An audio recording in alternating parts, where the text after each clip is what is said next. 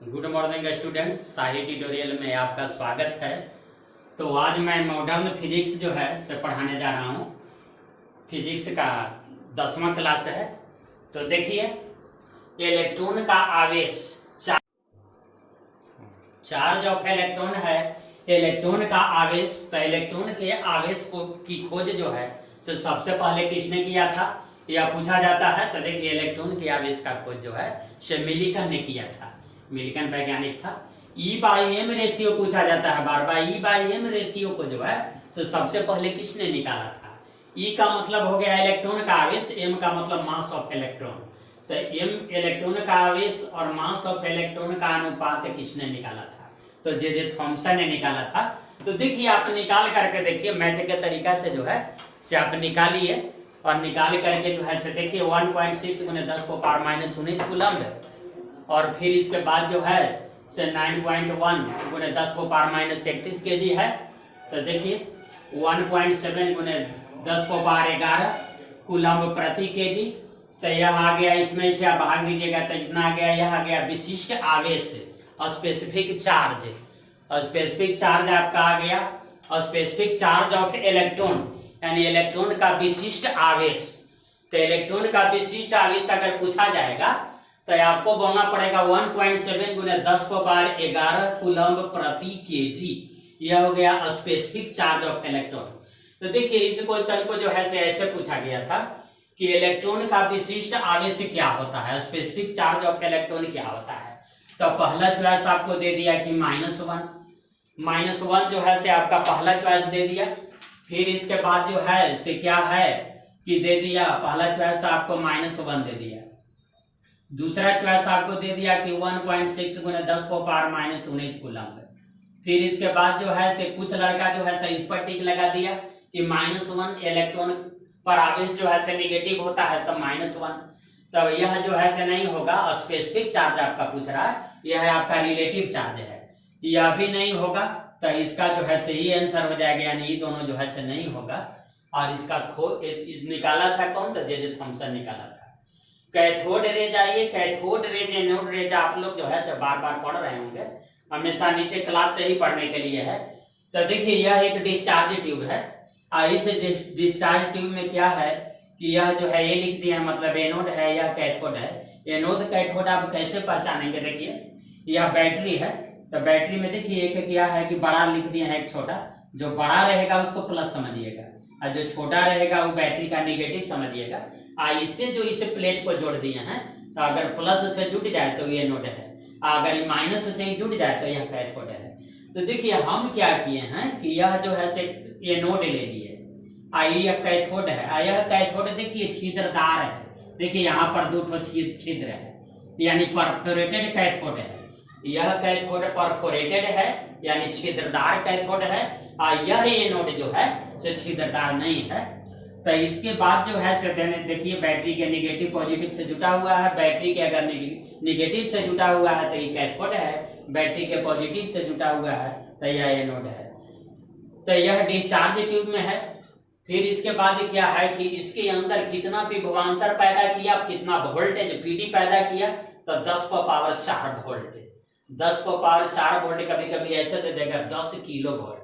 Kilo का मतलब हो गया 10⁻3 दे दीजिएगा, 10⁻3 दे दीजिएगा, कोई 10 है तो 10⁻4 वोल्ट आ जाएगा। तो ऐसे रहे या ऐसे चॉइस भी देता है। और प्रेशर कितना आरोपित किया, तो 10⁻³ mm।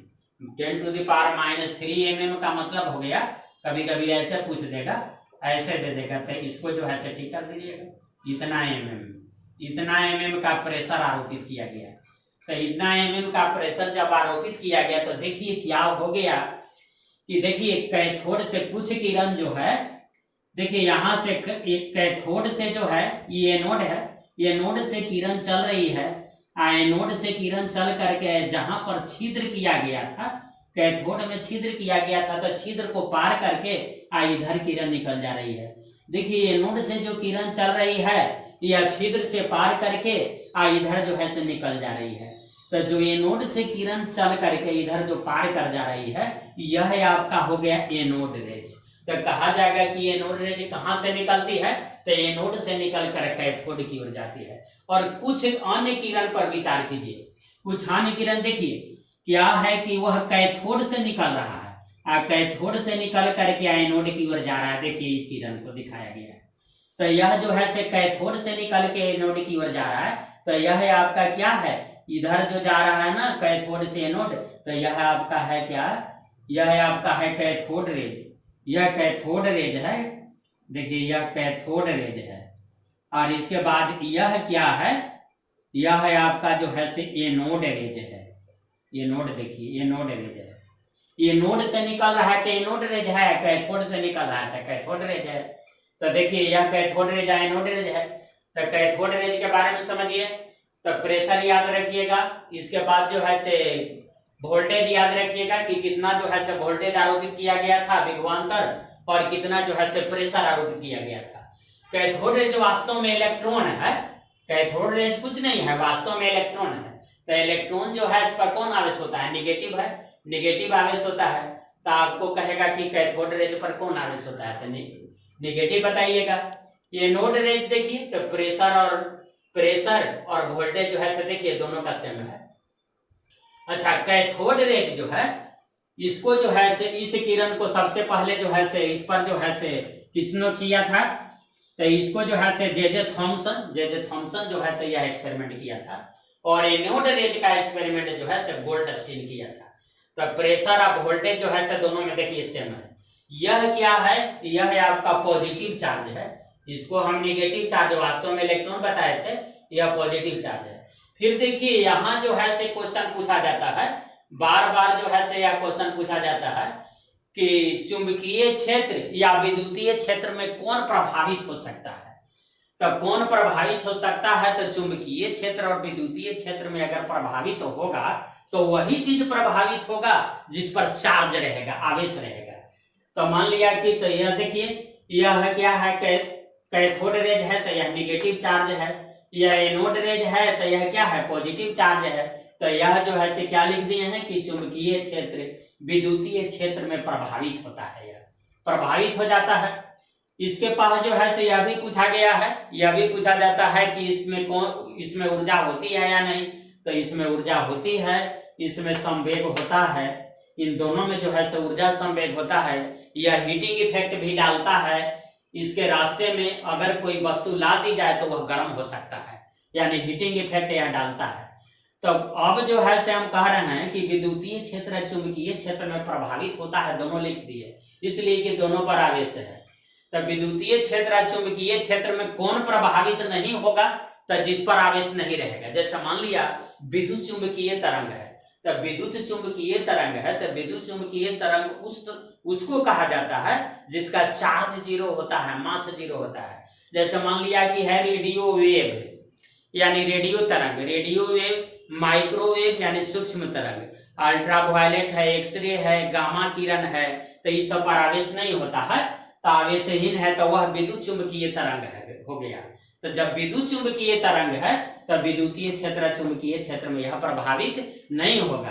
तो विद्युतीय क्षेत्र चुंबकीय क्षेत्र में प्रभावित के लिए जो है कौन प्रभावित हो जाएगा, कौन प्रभावित नहीं होगा, इसको अगर आपको जानना है तो आप इतना सा ध्यान रखिएगा कि किस पर अगर आवेशहीन रहेगा तो वह प्रभावित नहीं होगा, अगर आवेश युक्त रहेगा, अगर चार्जलेस रहेगा तो वह प्रभावित नहीं होगा, अगर चार्ज उस पर रहेगा तो वह प्रभावित हो जाएगा। जैसे मान लिया कहा जाए, आपसे क्वेश्चन कर दिया जाए कि अल्फा किरण यह विद्युतीय क्षेत्र या चुंबकीय क्षेत्र में प्रभावित होगा या नहीं, तो देखिए वो अल्फा किरण जो है वास्तव में हीलियम आयन है। तो जब हीलियम आयन है तो हीलियम आयन है, जैसे देखिए यहाँ पर अल्फा हम लिख दिए, तो अल्फा लिख दिए, तो अल्फा किरण जो है हीलियम आयन आपका हो गया। तो हीलियम आयन देखिए अल्फा लिख रहे हैं, अल्फा किरण लिख रहे हैं, तो अल्फा किरण तो हीलियम आयन है। तो हीलियम आयन है ना, तो देखिए इसको जो है लिखा जाता है कैसे, तो He, यहाँ देखिए 2 है 4 है और देखिए ऐसे, ये अल्फा किरण का संकेत हो गया। तो देखिए अल्फा किरण पर कौन आवेश आ गया, पॉजिटिव आवेश आ गया। तो यह जो है विद्युतीय क्षेत्र या चुंबकीय क्षेत्र में प्रभावित होगा कि नहीं, तो यह हो जाएगा। मान लिया आपसे कोई क्वेश्चन कर दिया कि बीटा किरण चुंबकीय क्षेत्र या विद्युतीय क्षेत्र में प्रभावित होगा या नहीं होगा, तो देखिए बीटा किरण वास्तव में इलेक्ट्रॉन है। बीटा किरण क्या है कि वास्तव में क्या है, इलेक्ट्रॉन है। तो जब वास्तव में इलेक्ट्रॉन है, देखिए यहाँ वाला मास को सूचित कर रहा है, यहाँ पर आवेश। तो यहाँ ये वास्तव में जब इलेक्ट्रॉन है तो यह विद्युतीय क्षेत्र या चुंबकीय क्षेत्र में प्रभावित हो जाएगा। तो विद्युतीय क्षेत्र में अल्फा किरण प्रभावित हो जाएगा, बीटा किरण प्रभावित हो जाएगा, कैथोड रेज प्रभावित होगा, तो उसके बाद एनोड रेज प्रभावित होगा। तो कौन प्रभावित नहीं होगा? तो जैसे विद्युत चुंबकीय तरंग है, radio wave, microwave, infrared, visible light, ultraviolet, x-ray and gamma ray. तो ये सब जो है से विद्युतीय क्षेत्र और चुंबकीय क्षेत्र में प्रभावित नहीं होगा, चूंकि यह जो है से विद्युत चुंबकीय तरंग है यानी चार्जलेस होता है, इसलिए यह प्रभावित जो है से नहीं होगा।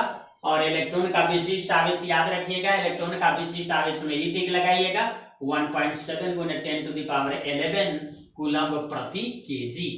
ऐसा नहीं है कि 1.6 × 10⁻19 कूलम लगा दीजिएगा, यह गलत हो जाएगा। यह इलेक्ट्रॉन और यह -1 जो है -1 भी टिक नहीं लगाइएगा। -1 जो है से इलेक्ट्रॉन का क्या है कि रिलेटिव चार्ज है, और यह चार्ज आपको याद होगा 1.6 × 10⁻19 कूलम। लेकिन विशिष्ट आवेश यानी स्पेसिफिक चार्ज जब पूछा जाएगा तो यह आपका हो गया चार्ज बाई मास। तो 1.7 × 10⁻11 आ जाएगा कूलम प्रति केजी। इसमें इसे आप भाग दीजिए, 1.6 है दशमलव हटाइए, 9.1 है दशमलव हटाइए, तो यह 16 बटा क्या हो गया 91 आ गया। 16 में 91 से भाग दीजिए, और इसके बाद जो है से देखिए ये है, तो आपको आ जाएगा 1.7 × 10⁻11। यह जो है से आपका आएगा जो थॉमसन किया था। और यह जो है से इसको जो है से ध्यान रखिए। विद्युत चुंबकीय तरंग देखिए ईएमटी वेव्स, इलेक्ट्रोमैग्नेटिक वेव्स यानी विद्युत चुंबकीय तरंग। तो विद्युत चुंबकीय तरंग का एक हम क्रम लिखे हैं, जिसको आप जो है से ध्यान रखिएगा, जैसे हम लिखे हैं वैसे ही क्रम याद रखिएगा, तब जो है से आपको सही रहेगा। तो देखिए radio wave, microwave, infrared, visible light, ultraviolet, x-ray and gamma ray. अगर क्रम नहीं याद रहेगा तो क्रम नहीं याद रहने के कारण जो है से बहुत सा जो है से क्वेश्चन आप हल नहीं कर पाइएगा। देखिए हम सजा करके लिखे हैं, रेडियो वेव यानी रेडियो तरंग समझिएगा, माइक्रोवेव यानी सूक्ष्म तरंग, इंफ्रारेड यानी अवरक्त प्रकाश, विजिबल लाइट यानी दृश्य प्रकाश, अल्ट्रावायलेट, अल्ट्रावायलेट आप समझ रहे हैं, परावैंगनी, एक्सरे और गामा रे यानी गामा किरण। तो देखिए ये क्रम जो है सजा करके हम लिखे हुए हैं। यह क्या है, देखिए न्यू है, न्यू इसको कहा जाता है। न्यू का मतलब यह आवृत्ति है, विद्युत चुंबकीय तरंग की आवृत्ति जो है, आवृत्ति को हम न्यू से लिखते हैं। तो यह है आपका आवृत्ति है न्यू। तो देखिए यह जो है से न्यू का बढ़ता हुआ क्रम है। तो बढ़ता हुआ क्रम है यानी कहने का मतलब है कि सबसे न्यू ज्यादा यानी आवृत्ति ज्यादा किसका होगा, गामा किरण का होगा। यह देखिए एनर्जी का बढ़ता हुआ क्रम है, ये एनर्जी का बढ़ता हुआ क्रम है। अगर इसमें कोई पूछेगा कि एनर्जी किसका अधिक होगा, तो देखिए यह बढ़ता हुआ क्रम है तो इसका अधिक होगा, इसका सबसे कम होगा। यह जो है से देखिए यह जो है क्या है, लेमडा लिख दिए हैं यानी तरंग दैर्घ्य, वेवलेंथ। तो यह जो है से वेवलेंथ का बढ़ता हुआ क्रम नीचे से ऊपर की ओर है, यानी कहने का मतलब है कि इसका वेवलेंथ सबसे अधिक होगा, इसका वेवलेंथ सबसे कम होगा, क्योंकि ऊपर में बढ़ते चला जा रहा है। तो देखिए विद्युत चुंबकीय तरंग के लिए क्या होता है कि विद्युत चुंबकीय तरंग के लिए एनर्जी ई प्रोपोर्शनल न्यू होता है। यानी अगर न्यू यानी आवृत्ति ज्यादा रहेगा, तो आवृत्ति अगर ज्यादा है तो एनर्जी ज्यादा है, आवृत्ति ज्यादा है तो एनर्जी क्या रहेगा, ज्यादा रहेगा। आवृत्ति जो है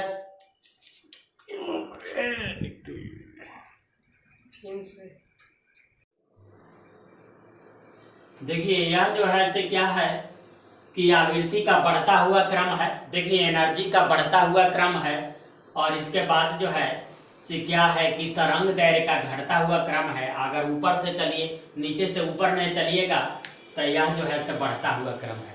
तो इसको आप ध्यान रखिएगा, इसको जो है से याद रखिएगा।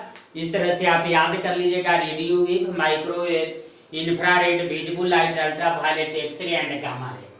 तो देखिए इसमें हम क्या बता रहे हैं कि विद्युत चुंबकीय तरंग के लिए क्या होता है कि energy directly proportional to nu है, आवृत्ति है। या दिस इंप्लाइज अगर हम ऐसे लिखेंगे ई बराबर, तो अगर प्रोपोर्शनल के हटाएंगे तो क्या आएगा, ई बराबर क्या आ जाएगा, एच न्यू, ई बराबर एच न्यू आ जाएगा। तो इस तरह से जो है से देखिए एच जो है से एच क्या है, तो एच आपका प्लांक्स कांस्टेंट है। देखिए एच के बारे में लिख रहे हैं, एच है प्लांक्स कांस्टेंट, प्लांक्स कांस्टेंट यानी प्लांक स्थिरांक। इसका मान जो है से पूछा जाता है, तो इसका मान याद रखिएगा 6.625 गुने 10⁻⁻34 जूल सेकेंड। ध्यान रखिएगा, यह जो है से बहुत से एग्जाम में पूछा गया क्वेश्चन है। हमेशा पूछा जाता है कि प्लैंक्स कांस्टेंट का मान क्या होता है। तो देखिए प्लैंक्स कांस्टेंट का मान 6.625 गुने 10⁻⁻34 जूल सेकेंड होता है। एच है, एच आपका प्लैंक्स कांस्टेंट है। यही ई बराबर एच न्यू, तो ई बराबर एच न्यू होता है। तो साउंड में जो है से आप पढ़े होंगे कि भी बराबर एन लेमडा, तो भी बराबर एन लेमडा जो होता है तो उस साउंड के लिए होता है। भी बराबर क्या आपका होता है कि भी बराबर एन लेमडा, तो एन लेमडा होता है जो क्या होता है, साउंड के लिए होता है। ध्वनि के चैप्टर में ही पढ़िएगा कि भी बराबर जो है एन लेमडा। तो देखिए विद्युत चुंबकीय जो तरंग है, तो सभी विद्युत चुंबकीय तरंग का वेग सेम होता है। इसके वेग को c से लिखा जाता है। अब c बराबर होता है 3 × 10⁸ मीटर प्रति सेकेंड। यही जो प्रकाश का वेग हो सकता है, आपको याद हो तो देखिए प्रकाश की क्या है, विजिबल लाइट है। तो ऐसा नहीं याद रखिएगा कि 3 × 10⁸ मीटर प्रति सेकेंड है, तो यह सिर्फ प्रकाश का वेग है, बल्कि सभी विद्युत चुंबकीय तरंग का वेग है।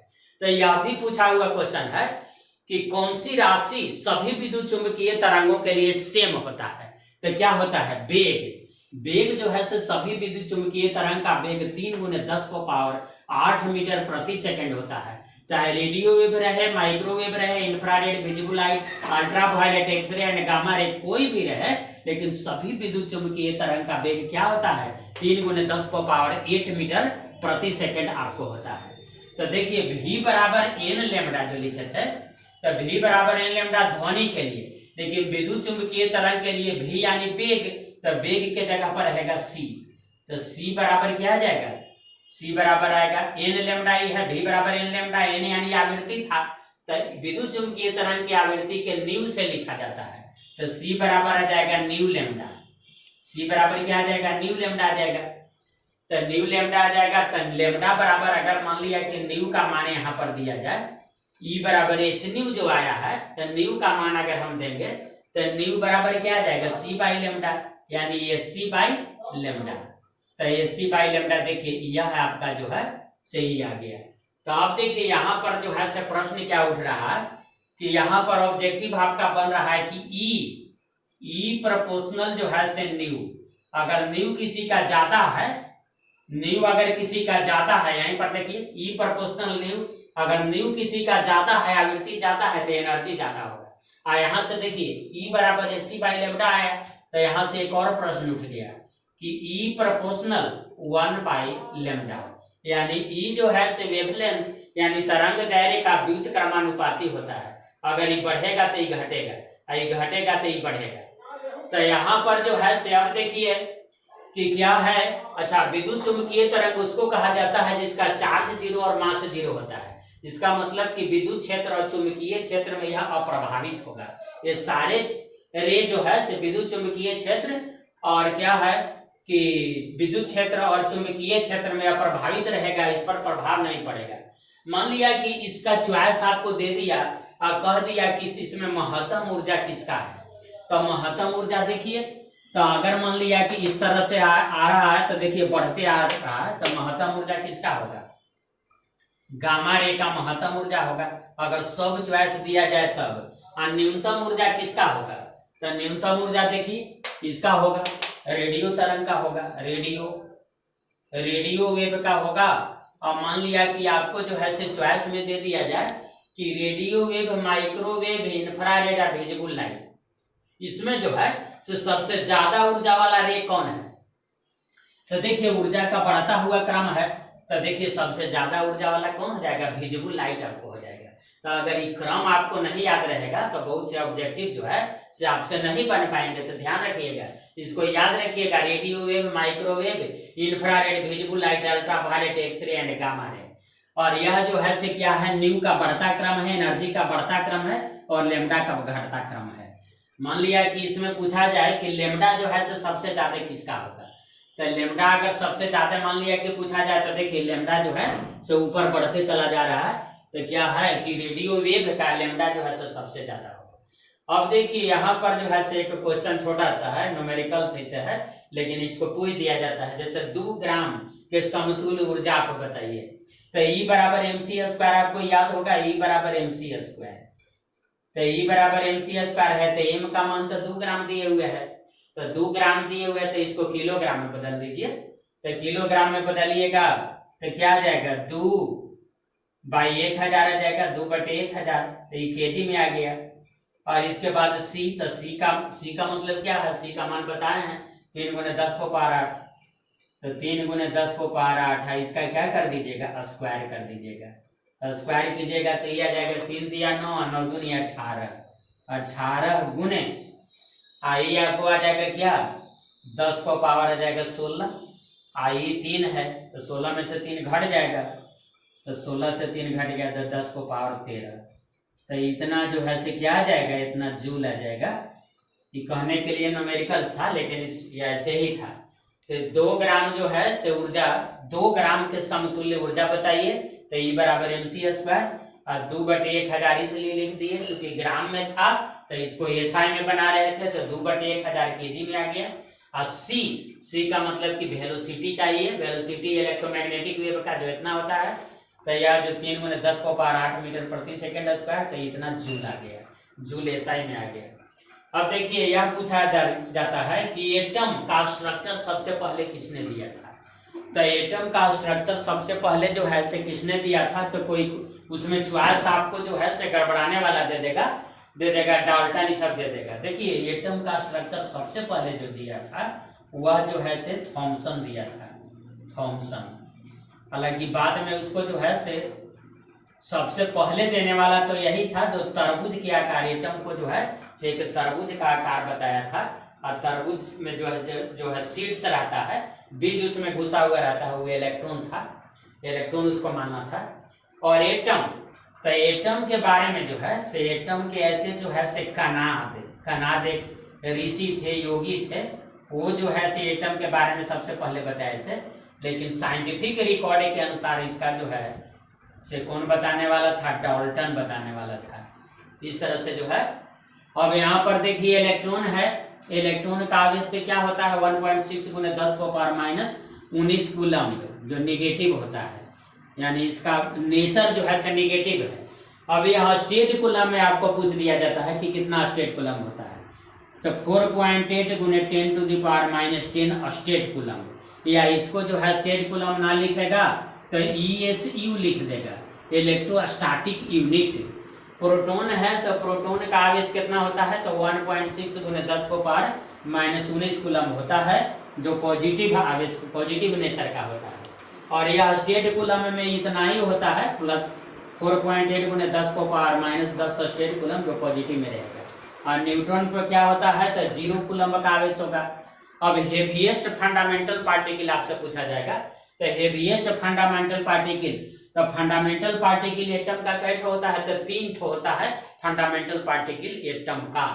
एटम के परमाणु के कितने मौलिक कण होते हैं, 3, इलेक्ट्रॉन, प्रोटॉन, न्यूट्रॉन। और हाइट जो है हेवीएस्ट जो है से आपका कौन होगा, हेवीएस्ट न्यूट्रॉन है। और इसके बाद लाइटेस्ट माने सबसे हल्का क्या है, तो सबसे हल्का आपका इलेक्ट्रॉन है, सबसे हल्का इलेक्ट्रॉन। और सबसे जो है सही जो है हेवीएस्ट में आ जाएगा न्यूट्रॉन। और यह जो इसका मास, इलेक्ट्रॉन का मास जो है, इलेक्ट्रॉन का मास इसका करीब करीब 0 होता है। तो हेवीएस्ट और लाइटेस्ट भी पूछा जाता है, तो इसको भी जो है से आप ध्यान रखिएगा। और इसी के साथ जो है से हम अब समाप्त करते हैं, और आगे का वीडियो फिर देखिएगा। सब्सक्राइब इसे कीजिए, लाइक कीजिए, अच्छा लगे तो